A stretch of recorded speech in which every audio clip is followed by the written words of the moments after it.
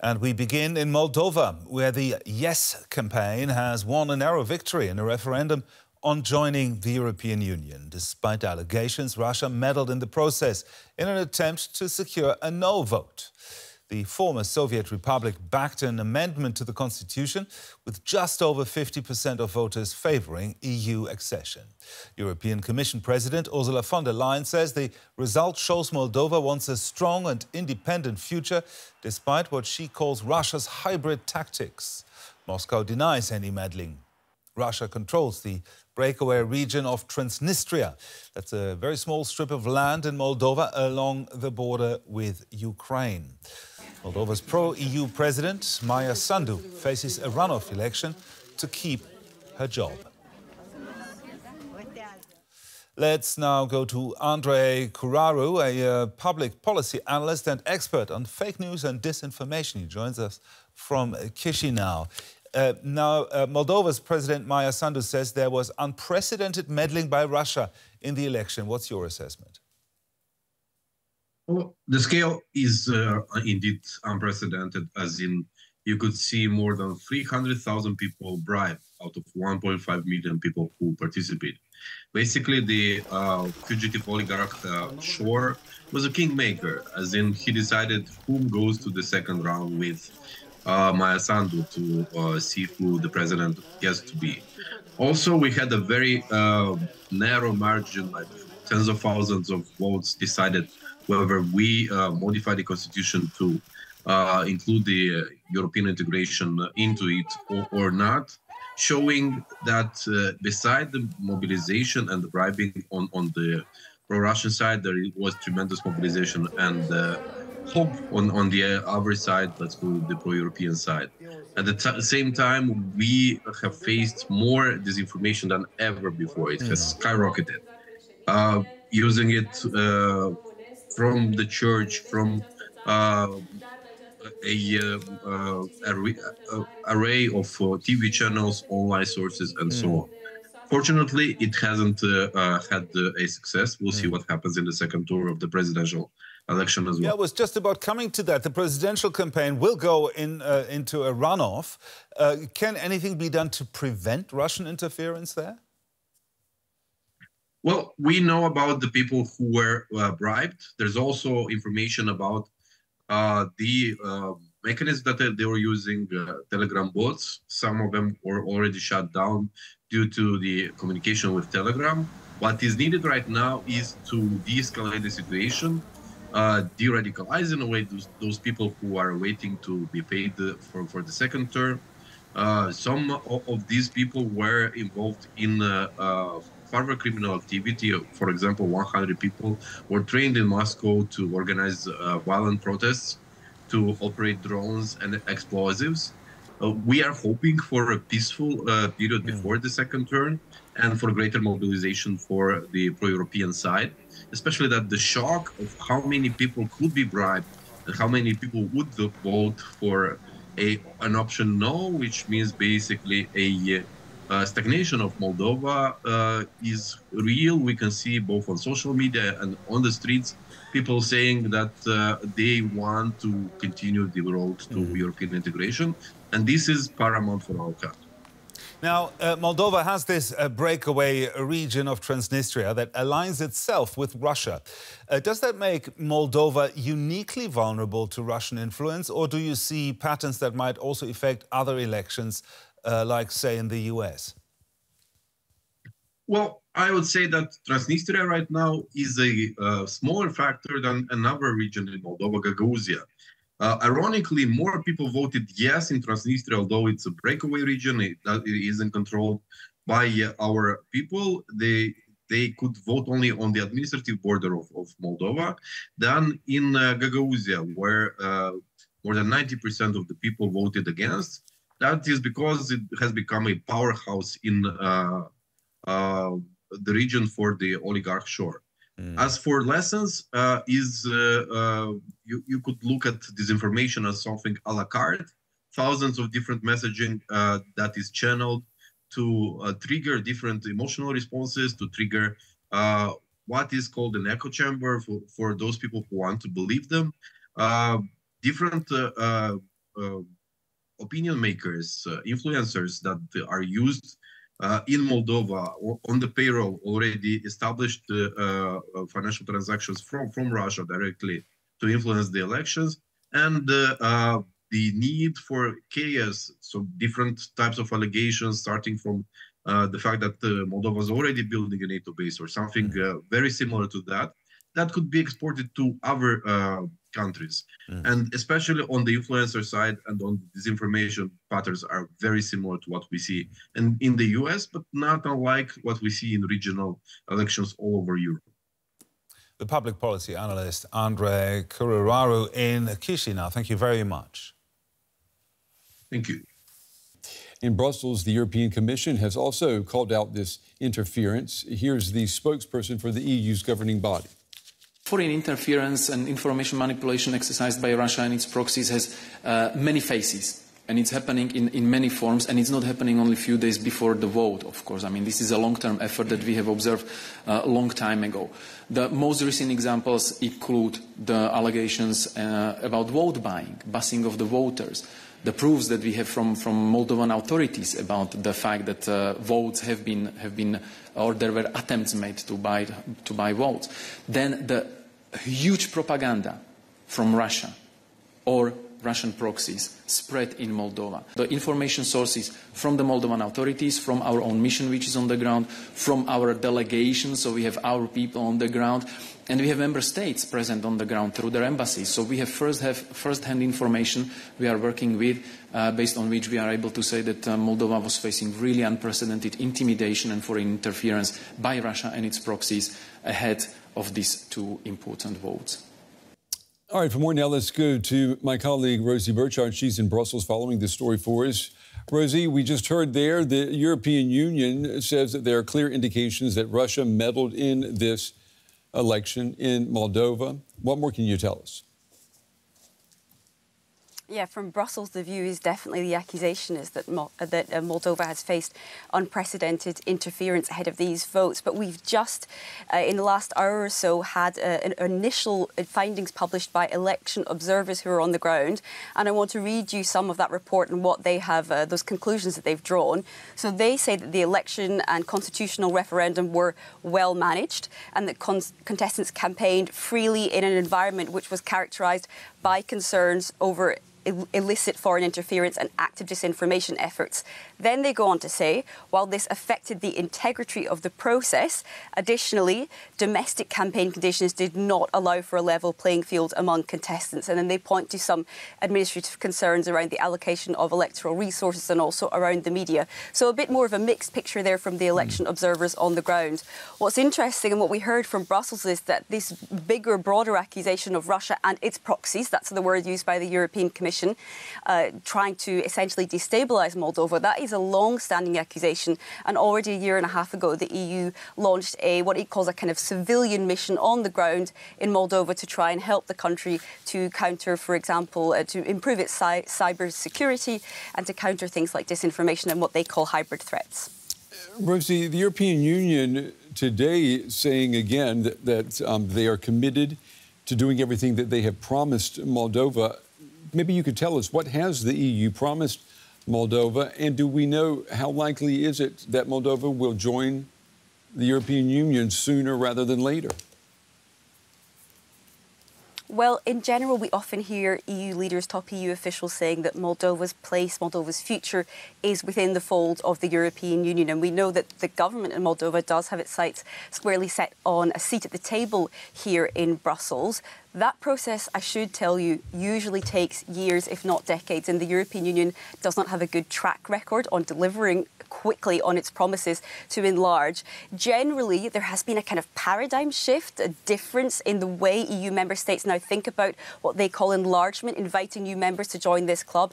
Ever since Russia's full-scale invasion of Ukraine, they are much more concerned about potential of expanding Russian influence in their neighbourhood, and they think that it's a geopolitical imperative now to invite more members to join this currently 27-member European Union. But there are countries that have been stuck in the EU's waiting room for years, some of them into the decades, countries like, for example, North Macedonia, Albania. And you can imagine that some people in Moldova will be looking at that track record and thinking, well, we're not really sure when we're going to ever make it into this club and to enjoy the benefits that come with EU membership, like free movement of people, free movement of goods and capital and so on. So there's not a particularly good track record here, and Brussels will be having that in mind when it looks toward a future which they say will include Moldova, when really an unanswerable question for now. Okay, DW's Rosie Birchard with the latest from Brussels. Rosie, thank you. All right, our coverage continues now with a member of the European Parliament, Michael Gahler. He is from the centre-right European People's Party. That's the largest political group in the European Parliament, and he is in Moldova today as well. It's good to have you, Mr. Gahler, on the program. What's your reaction to the reports of Russian interference in Moldova's election? Well, I think there is ample evidence thereof. I mean, I've been the head of the European Parliament's election observation delegation. Of course, we have not seen money being exchanged in the polling stations, but we have witnessed, and it's in the public domain, that people like the oligarch Mr. Shaw has publicly offered money and asked people to register for that, and a lot of money has been paid to people. So that is one aspect of vote buying. The other is the permanent interference in a way through the social media, which are far more watched in Moldova than the public media. And there was this tendency to say, when you vote for the EU, will you vote for the war? And indeed, the people are afraid of the war because it's next door. They have seen hundreds of thousands of Ukrainians passing by, and the Russian war of aggression is ongoing. And so there is a potential to intimidate people and to make them believe that with the EU, anything like the war would be connected. Mr. Gahler, I just want to make sure that we're clear on this. So you're saying that you've seen people being offered money in order for them to vote the way... No, as I said, but no. But of course, we have not seen that bluntly in the polling stations. That doesn't happen there. But it is in the public domain, as I said, that Mr. Shaw has offered people to register and receive their money. And there have been people interviewed saying, well, poor people giving money, they accept a sum comparable to 25 euros. Whether they then cast their vote accordingly is another question. But there has been this... and not the first time, but now very much and very intense. And with the results in as they are, how reassured are EU lawmakers about this result? I mean, it is a majority vote, but barely. Yes, indeed, and there are only out of the 2,219 polling stations, only 4 are missing, and we are currently at 50.47% as we speak. So that is sufficient, but indeed it is due to this massive intimidation and disinformation campaign. Otherwise, I mean, all other candidate countries, the margins are far higher, and this is something that we have to state. And there is a lot of work to do, but we have something to offer to the Moldovans. Russia has nothing to offer other than intimidation or even threatening war through their proxies. So I'm confident that also for the next round of the presidential elections, the Moldovans will join all forces and make an informed decision about the future of the country. Well, what has to happen, in your opinion, before Moldova can begin joining the European Union? I mean, we have started the negotiations. I mean, it goes through the entire chapters, and it's the screening of what needs to be done. We are already there. We are offering, like President von der Leyen said more than a week ago when she was there, we are offering 1.5 billion for the reform process, especially in the judiciary, the police, all the public sector needs to be reformed according to European standards. And there is a political will from the president, from the current government, and we hope that that can be sustained. There is a cooperative spirit. And I think we have, as I said, we have to offer something for a country like Moldova. Russia has not.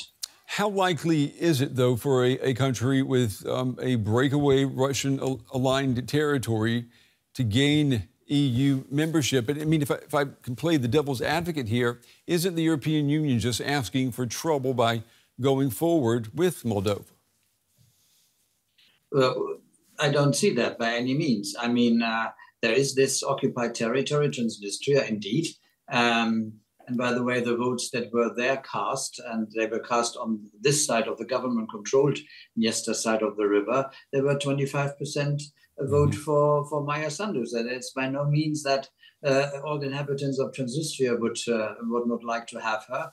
But the point is, I mean, we have another situation of a divided country where we take the country as it is internationally recognized at some point when time is there. We are not talking of tomorrow or in 2 or 3 years, but once it's matured and everybody agrees, then we take the country in, and the law is applied in this sector which the government controls. We have a Cyprus example where the country is in as a whole, but this part that is occupied is not part of the EU. So that is not an obstacle. Okay. Michael Gahler, member of the European Parliament. Mr. Gahler, we appreciate you taking the time to talk with us, joining us tonight from Moldova. Thank you.